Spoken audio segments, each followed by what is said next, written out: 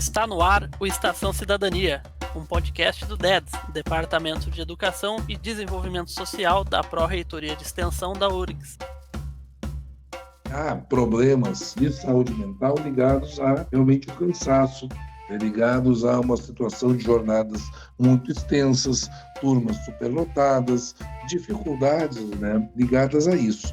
Mas também a intensificação da jornada e do regime de trabalho, ela provoca outras manifestações de transtornos psíquicos. Situações também, como eu te falei, do assédio moral, da miserabilidade, da perseguição ideológica. Nós tivemos e temos ainda muito forte uma espécie de policiamento e de descrédito do trabalho docente. Então, isso, de fato, tem sido agravado. E a pandemia, eu diria que foi um momento assim em que isso tudo que já existia ganhou um novo contorno, na medida em que a exigência do trabalho, que já era extensa e intensa, ela ficou múltipla e ela ficou simultânea e ela ficou instantânea. Então, tem muita coisa para fazer ao mesmo tempo e imediatamente. Oi, eu sou o Paulo Henrique Martins, eu sou branco, tenho cabelo curto, estou usando um fone de ouvido, uma camisa azul escura, e hoje eu converso com o Alex Sarati, que é professor de História e membro do CEPERS, né? Queria te agradecer por ter vindo aqui conversar um pouco com a gente. O CEPERS, né, para quem não conhece, né, sigla para Centro de Professores do Estado do Rio Grande do Sul, sendo o segundo maior sindicato ali da América Latina. Então, de início, eu queria que o senhor contasse um pouco ali do CEPERS, né, um pouco das ações ali que são feitas ali no sindicato. Bom, Paulo Henrique, em primeiro lugar, muito obrigado. É uma oportunidade que nós sempre prestigiamos, poder conversar com quem produz informação e faz comunicação. O CEPER Sindicato já tem 78 anos de existência, começou como um centro de professores, exatamente, até que no ano de 1989 o CEPERS mudou um pouco a sua configuração e passou a agregar também os funcionários de escola e, na sua nomenclatura, passou a manter, a sigla antiga, porque era um nome muito forte, muito reconhecido, mas agregou Sindicato dos Trabalhadores de Educação, justamente para poder, com isso, referenciar essa nova formatação organizacional, política e jurídica. Então, hoje, o CEPERS representa professores, funcionários da ativa e aposentados ligados à rede pública estadual de ensino. E temos, no último período, enfrentado situações muito duras no que diz respeito às políticas governamentais, especialmente aqui no Rio Grande do Sul, e isso tem sido, digamos, o motivo das lutas principais que o CEPERS realiza. Óbvio que um sindicato tem o seu aspecto corporativo e, com isso, acaba tendo que atender essas demandas mais imediatas e mais funcionais da categoria, mas uma coisa que sempre caracterizou o CEPERS é participar do debate social e político, das grandes questões da sociedade gaúcha e brasileira. Então, nós nos somamos, a outros movimentos aqui no Rio Grande do Sul e no âmbito nacional nós temos uma articulação, através da Confederação dos Trabalhadores, Confederação Nacional dos Trabalhadores de Educação, a CNTE. Então, dá para se dizer assim que nós temos, no sindicato, no CEPER Sindicato, uma preocupação e também uma tradição, uma cultura, de política que busca tratar do específico e do geral, do local e do nacional, da questão salarial, funcional, previdenciária, mas também da questão pedagógica, educacional, científica, e conjugando tudo isso para que possamos dar a nossa cota de contribuição, não só nas salas de aula, nas escolas, como fazem os educadores, mas, né, nas relações sociais como um todo. A gente até vai entrar um pouco nessa parte ali da questão do CEPERS, mas, eu queria saber um pouco de ti, como é que foi esse teu encaminhamento para a educação, né? O que que te incentivou a entrar nessa área, assim? Ah, claro. Não, eu inicialmente, eu costumo brincar que o meu primeiro vestibular foi para agronomia, né.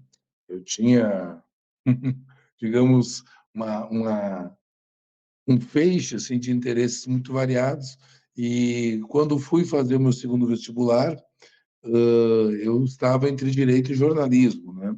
Gostava muito de algumas matérias na escola, na área de humanas, mas não tinha, assim, uma decisão, para ser pesquisador ou professor nessas áreas. Tenho uma grande amiga que hoje vive na Espanha, que queria muito que eu fizesse ciências sociais com ela, mas eu acabei não indo, né, para ciências sociais. No ano seguinte, né, fui fazer o vestibular e tive a oportunidade de conhecer um professor de história fabuloso, assim, e chegou, deu aquele estalo: "Quero fazer o que esse cara faz, quero ser que nem ele", né, uma espécie de ídolo, né. E fiz, né, então, a minha inscrição para História, foi aprovado, concluí o curso e já no período de estudante na universidade, eu passei a participar do movimento estudantil universitário. No período de secundaristas, acompanhei movimentos, mas nunca tive um envolvimento maior, né. Estudava, trabalhava de tarde, não me sobrava muito tempo e também não tinha, assim, muita interação. Já na universidade, um universo, um pouco menor, eu fiz na UFPEL, na época a UFPEL tinha 7.000, menos de 8.000 estudantes, então, você circulava ali, né, com alguma facilidade, a concentração dos cursos, tudo mais.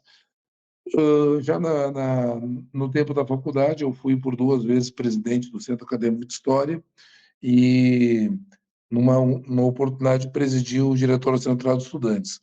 Terminei a minha graduação, me formei e ingressei daí na escola regular, né, eu comecei a trabalhar com uma educação, bem antes de me formar, isso em 96, eu entrei em escola regular em 2001, e logo tive a felicidade de ser aprovado em 2 concursos, um municipal em Taquara e outro estadual também em Taquara, mas para trabalhar na SEDUC. E tão logo me assumi no Estado, dei continuidade, assim, à minha atividade política, né, me filiei ao sindicato no mesmo ano e comecei a acompanhar, né, as questões que envolviam aí a educação, os nossos direitos, né, os debates e embates que que a categoria realizava, né, e lembro que ainda estava em estágio probatório quando participei da minha primeira greve, a greve de 2004. Eu tinha 2 anos ainda de Estado, faltava um ano para completar, e a gente foi já desafiado. E depois daquilo, participei, né, da gestão 2005, 2008, né, foi presidido pela professora Simone Goldschmidt. Curiosamente, a professora Simone também é de Taquara e também é lotada na mesma escola que eu estava, né, eu brincava que acho que nunca tinha acontecido algo semelhante no CEPERS, né, de ter 2 dirigentes da mesma escola. Mas, nesse período também ingressei como diretor na Confederação Nacional dos Trabalhadores de Educação e de lá para cá, toda uma vida acompanhando e participando das lutas sindicais e educacionais.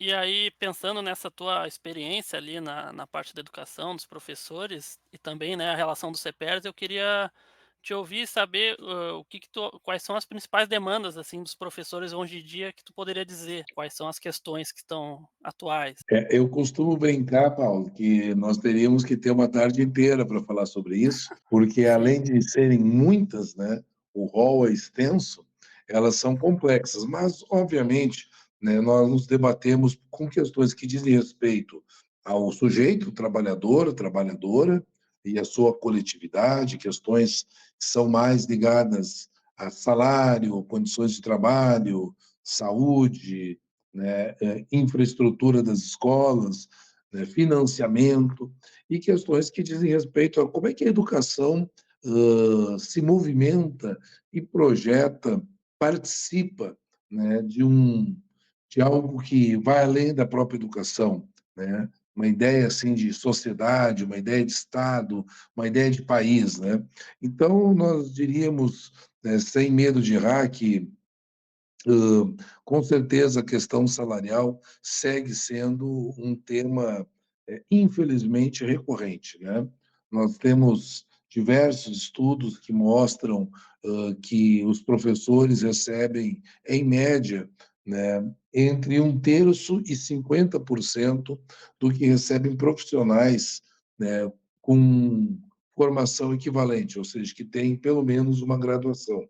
E isso já é notório, é histórico, mas precisa ser resolvido, né? Nós temos hoje um piso salarial profissional nacional, que nesse ano, inclusive, completa 15 anos, né, em que ele foi sancionado pelo presidente Lula, e esse piso ainda não é pago, né, em todo o país. Eu recentemente participei de uma atividade de um movimento aqui do Rio Grande do Sul chamado Movimento pela Valorização dos Professores Municipais Gaúchos, em que o assunto principal, não é o único, mas um dos temas principais é justamente garantir o pagamento do piso, né, para os professores. Municípios que, inclusive, têm pujança econômica, né, e que pagam 1.500, 1.600 para os professores, que, pela lei do piso, deveria ser de R$ 2.100, né, para 20 horas. Então, nós temos a questão salarial, temos também uma preocupação muito grande com as carreiras profissionais. Aqui no Rio Grande do Sul, o atual governador, no mandato anterior, o Eduardo Leite, conseguiu fazer aprovar um conjunto de reformas, uma reforma que mexeu na Previdência, outra que mexeu no Estatuto do Servidor e uma terceira que mexeu diretamente no plano de carreira do magistério e que tornou esse plano de carreira mais enxuto, mais achatado, menos atraente, tanto para a permanência quanto para o ingresso na profissão docente, e nós tivemos com isso um prejuízo muito grande. Se o piso fosse aplicado no plano de carreira antigo, né, os professores do Estado do Rio Grande do Sul, no mínimo, ganhariam 30% a mais, né? Há perdas ainda maiores. Então, é uma política que não faz sentido, né?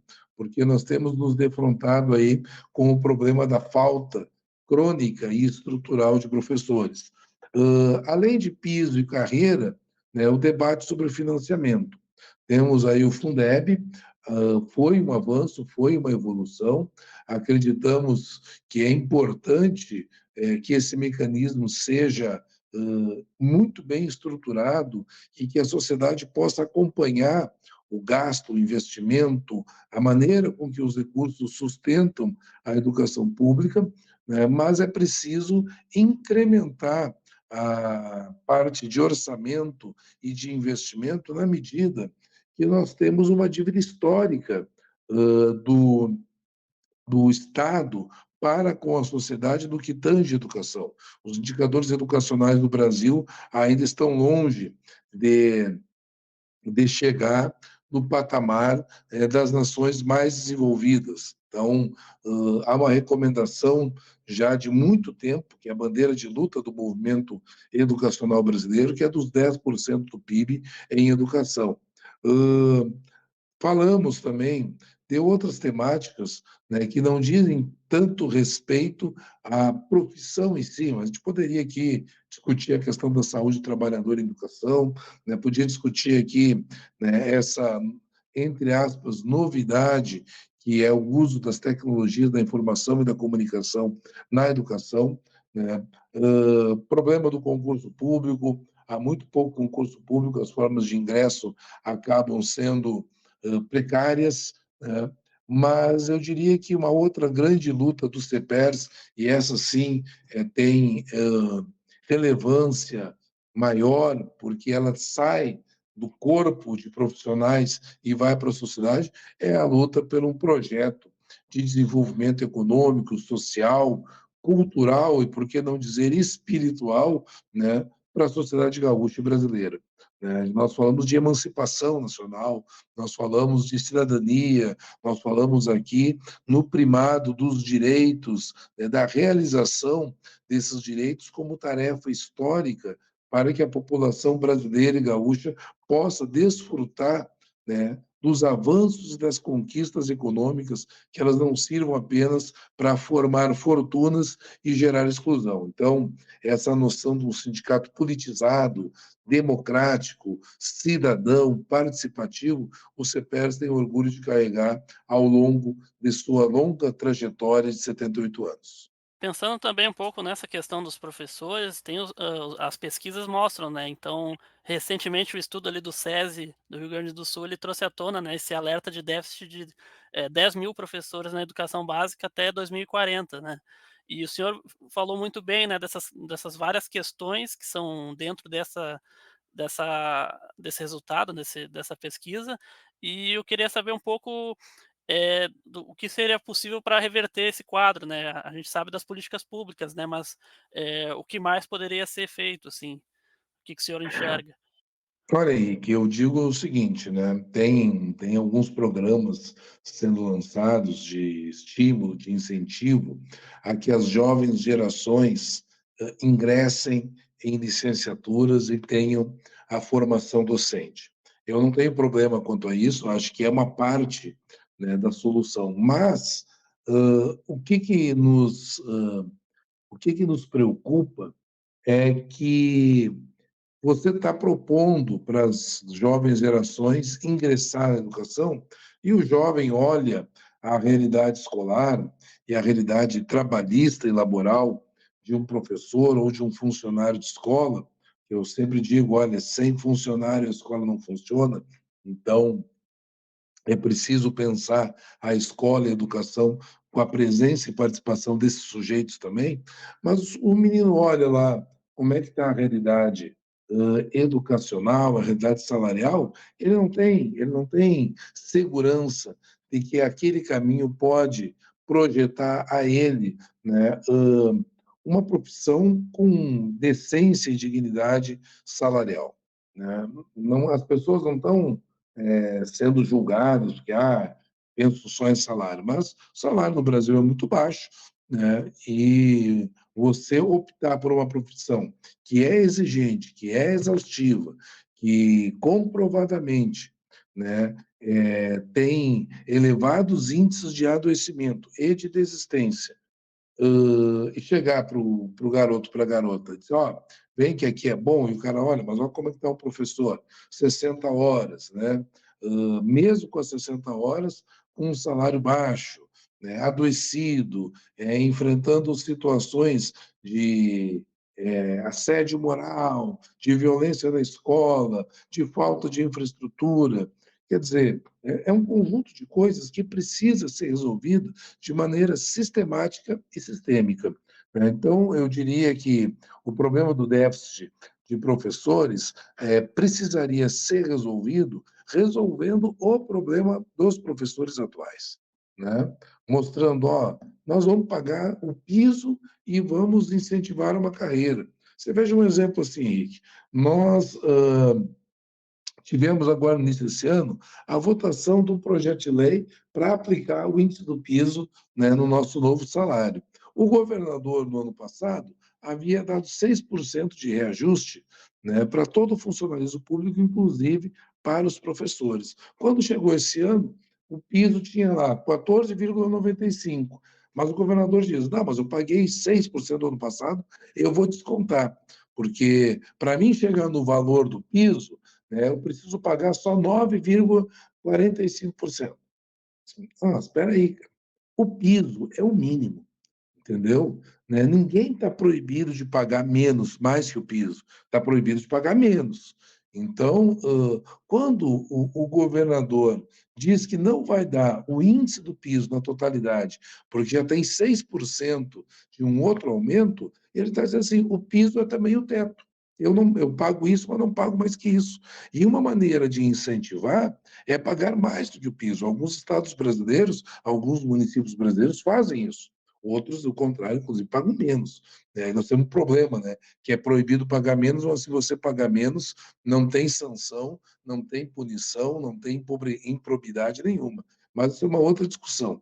Então, assim, quando você vê que a profissão que você poderia trabalhar, ela está sendo regrada de modo a você só ganhar o mínimo básico, nenhum centavinho a mais, isso é muito desestimulante. Então é preciso haver uma reflexão da sociedade, dos governantes, dos parlamentares e principalmente ouvir o sindicato.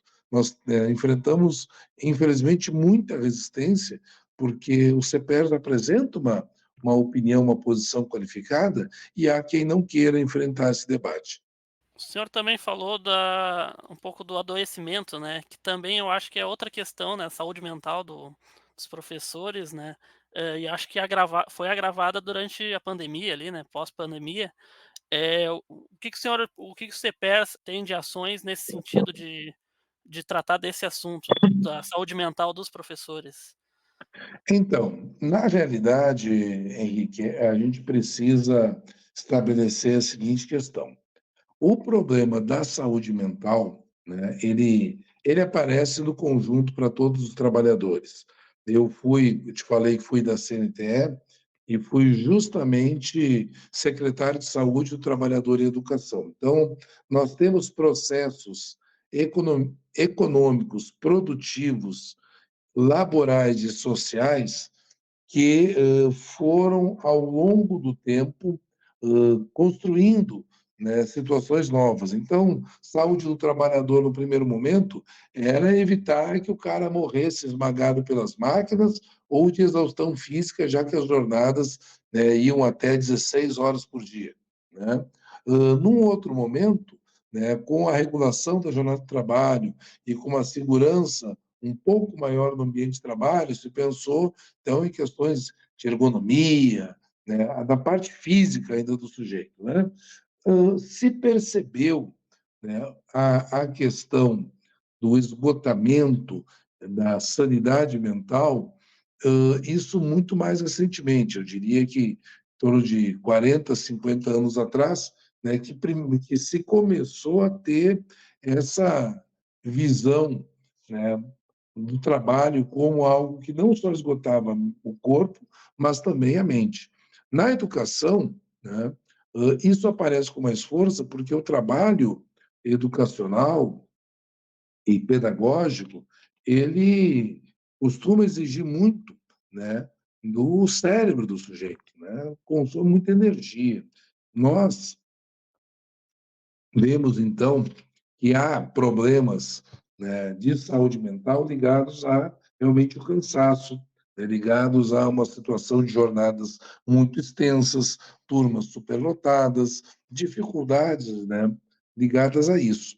Mas também a intensificação da jornada e do regime de trabalho, ela provoca outras manifestações de transtornos psíquicos, né? Situações também, como eu te falei, do assédio moral, da miserabilidade, da perseguição ideológica. Nós tivemos e temos ainda muito forte uma espécie de policiamento e de descrédito do trabalho docente. Então, quando, quando a pessoa não concorda com o que o professor trabalha, né, logo vem toda uma patrulha ideológica cercá-lo, constrangê-lo, persegui-lo. Isso, né, de fato, tem sido agravado. E a pandemia, eu diria que foi o momento assim em que isso tudo que já existia ganhou um novo contorno na medida em que a exigência do trabalho, que já era extensa e intensa, ela ficou múltipla e ela ficou simultânea e ela ficou instantânea. Então, tem muita coisa para fazer ao mesmo tempo e imediatamente. Então, esse conjunto de novidades, entre aspas, né, foi muito duro para a categoria. Exigências também que nós tínhamos, Henrique, tipo, formação e inclusão digital. Nós passamos uma vida reivindicando isso. O sujeito ia fazer um curso de formação, era uma briga. Primeiro que ele tinha que pagar do próprio bolso, não tinha curso. Quer fazer, vai lá e faz, paga do teu bolso. Segundo, que tinha que, né, fazer uma novena, assim, para poder ter liberação. De uma hora para outra, Henrique, choveu o curso de formação. Humanamente impossível, porque formação não é volume, não é conteúdo. Formação envolve, né, o sujeito ter acesso àquela informação e trabalhar intelectualmente, né? Não é uma receita de bolo instantâneo, é um processo de reflexão, de leitura. Preciso ter também o seu tempo, que não é só aquele do momento de aprendizado lá, num curso, num vídeo, num debate. A outra questão foi a questão da inclusão digital. Nós falávamos, né, que era importante, nós não nos recusamos a, a utilizar a tecnologia. Mas nós precisamos também fazer isso processualmente, até porque isso custa dinheiro. Né? Se você perguntar para qualquer professor, né, de rede estadual, municipal, e aí, tu teve ressarcido os gastos com a internet, com o aparelho que tu trocou, com o curso que tu pagou lá para aprender a, a lidar com redes, planilhas, ou isso e aquilo? Não teve, né? Quanto muito veio o Chromebook, que chegou com um ano e meio de atraso. Chegou, tá?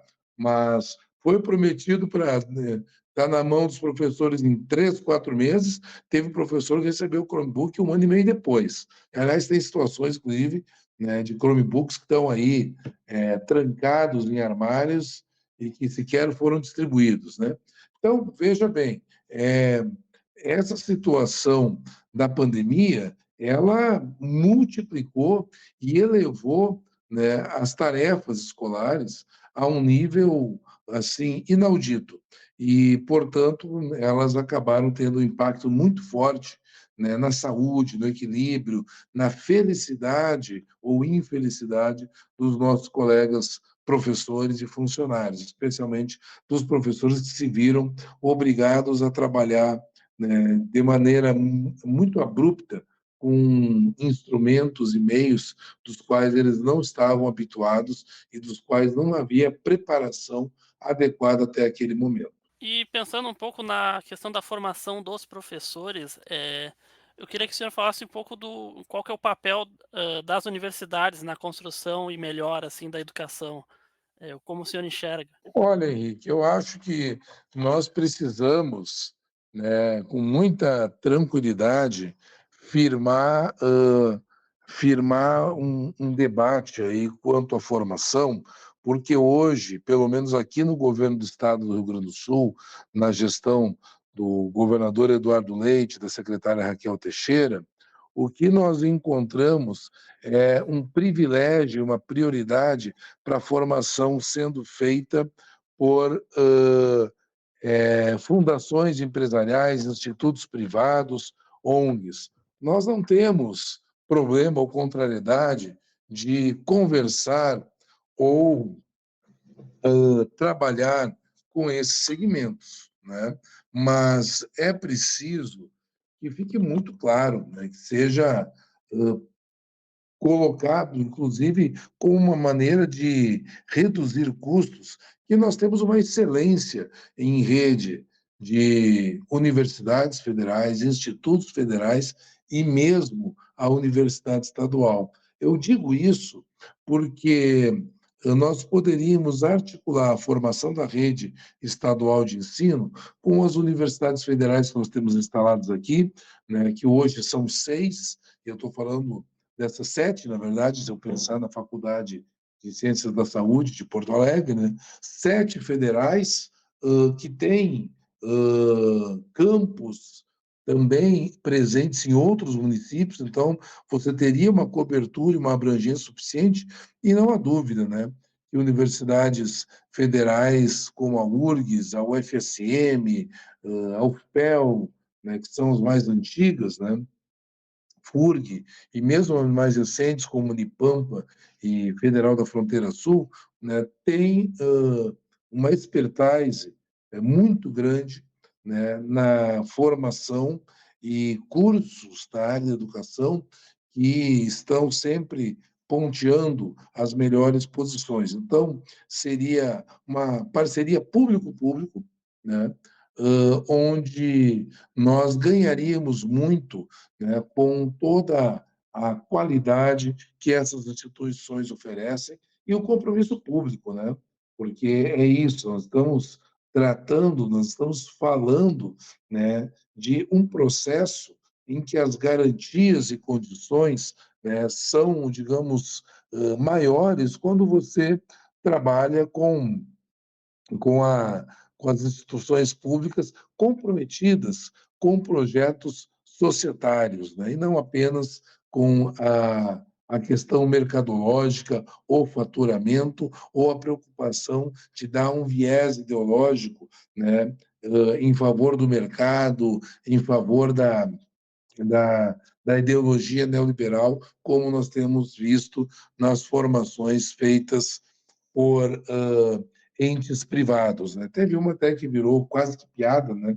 Não dá para chamar de piada, porque além de mau gosto, nós estamos falando de educação, um assunto muito sério, né? Numa formação que, por exemplo, dava regras de etiqueta e como uma menina deveria se vestir, né? Eu lembro, eu tenho um tio que é 10 anos mais velho que quando ele estudou lá no Getúlio Vargas, em São Borja, eles tinham, né, na grade curricular, eles tinham aula de etiqueta. Então, ele sempre conta que ele aprendeu que deveria se secar apalpando a toalha no corpo e não esfregando, né?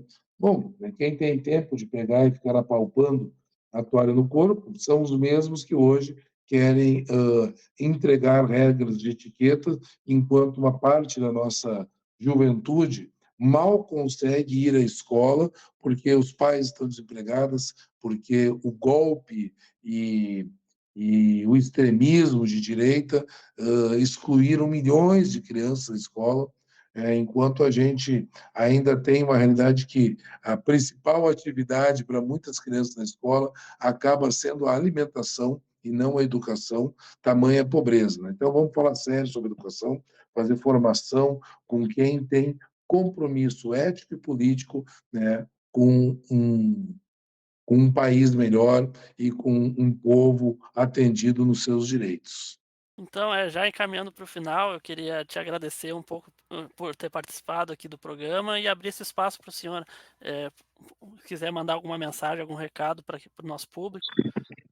Não, quero só finalizar, Henrique, agradecendo a ti, né, tanto pelo programa quanto pelo interesse, o empenho. Acho que todo mundo que, que se dedica hoje a uma causa, e uma causa justa e pura.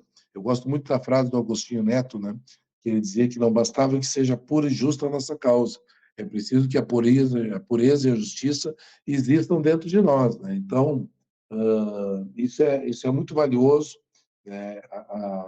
E a gente ter jovens que seguem essa trilha, dá, né, uma sensação de dever cumprido. Não precisa ser diretamente uma pessoa com quem você se envolveu enquanto professor, enquanto cidadão, né, mas ver que tem todo um segmento da população que não aceita as injustiças, as mazelas, as desigualdades. Mas eu não poderia finalizar essa participação sem dizer que o que nós temos hoje, dia 1º de novembro do Rio Grande do Sul, é algo muito sério. O governo apresentou, né, há alguns dias, junto com a Assembleia Legislativa, a ideia de um marco legal para a educação gaúcha, né, que, na verdade, é uma tremenda peça de propaganda, porque nós temos uma marcação legal para reger a educação nacional e também localmente.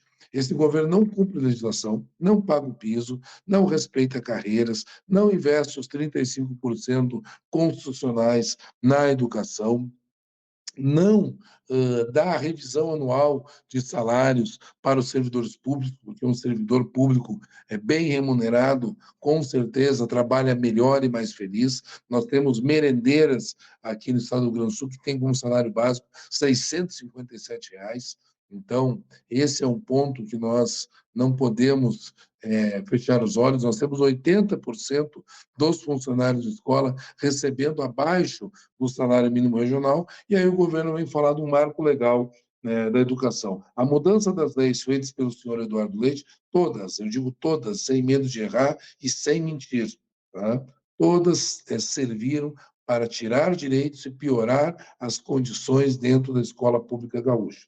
Esse projeto é um projeto de destruição da educação pública. O marco legal para a educação gaúcha vai permitir a municipalização das escolas, ou seja, o Estado entrega para os municípios escolas, os municípios sequer, né, cumpriram com a oferta de creche pré-escola, são dos três entes, União, Estados e municípios, os que têm menos condições financeiras, e ainda assim o governador quer tornar, pela lei do Rio Grande do Sul, obrigatório que os municípios abracem a educação, né, no nível fundamental. Quer mudar a lei de gestão democrática para que a comunidade não eleja os diretores conforme a sua vontade, quer criar uma série de critérios técnicos e burocráticos. Então, nós vamos ter gente muito boa na burocracia, que sabe direitinho mexer em planilha, mas que não sabe lidar com as pessoas, que não tem tato para entender que a escola é um organismo vivo e que nós precisamos mediar relações que muitas vezes são conflituosas, são contraditórias, são relações que estão no limiar, porque a escola é o receptáculo de muitas das manifestações e problemas sociais. Quer mudar a composição do Conselho Estadual de Educação, fazendo com que o Conselho Estadual de Educação vire um puxadinho do Poder Executivo. E esse não é o papel do Conselho, qualquer ele que seja, inclusive de educação. Então, nós precisamos denunciar a política do governo com um marco legal e convido e convoco a todos aqueles que defendem um Estado democrático, a cidadania plena, os direitos e deveres do sujeito, que a gente possa se somar nessa luta e enfrentar esse projeto de lei que está para entrar na Assembleia e que o governo quer, mais uma vez, votar a toque de caixa, para que quando as pessoas comecem a se dar conta do que se trata, já está aprovado. Pressão em cima do governo, pressão em cima dos deputados, pressão em cima de prefeitos e vereadores e, principalmente, organização, mobilização da categoria da sociedade para enfrentar esse retrocesso. Agradeço, Henrique, um grande abraço, bom trabalho para ti. Queria então de novo agradecer o CEPERS, né, que desempenha um papel fundamental na luta dos direitos, né.